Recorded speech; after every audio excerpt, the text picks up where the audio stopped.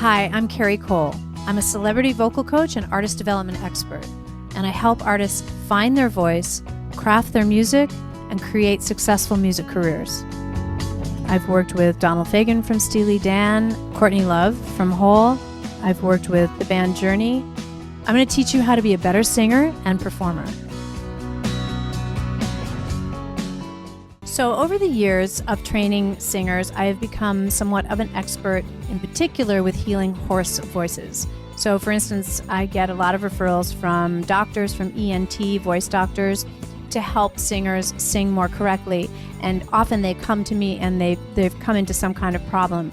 So the first thing that I always do is talk about how the body is the instrument and your vocal instrument lives inside your body. So the state of your body, to some degree, determines the state of your voice. So if you're not sleeping, if you're living a rock star lifestyle, and you're staying up late at night and eating late at night, and all these things make a difference in how the voice sounds. So we have to look at all those things when we're healing a hoarse voice. Number one, I would say, go and get yourself a vocal coach. It's important to learn how to sing correctly, and you won't have those problems. Really, within a week or two, students that I work with don't have those problems. We can resolve them very quickly.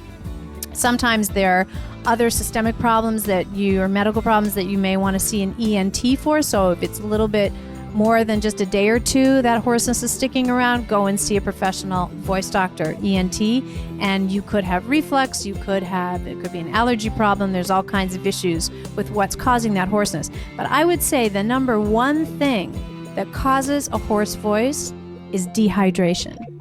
So 99% of the time, when a person has a hoarse voice, they're not drinking water. The other 1% of the time is if they're having reflux. And laryngeal reflux, we call it, for singers' voices, is not necessarily something that acid is coming up, but acid is washing up unbeknownst to the person, and therefore we call it singer's reflux or laryngeal reflux. So if you feel dry all the time and you constantly are drinking water, it is a sign of having reflux. So go and see your ENT and check that out as well.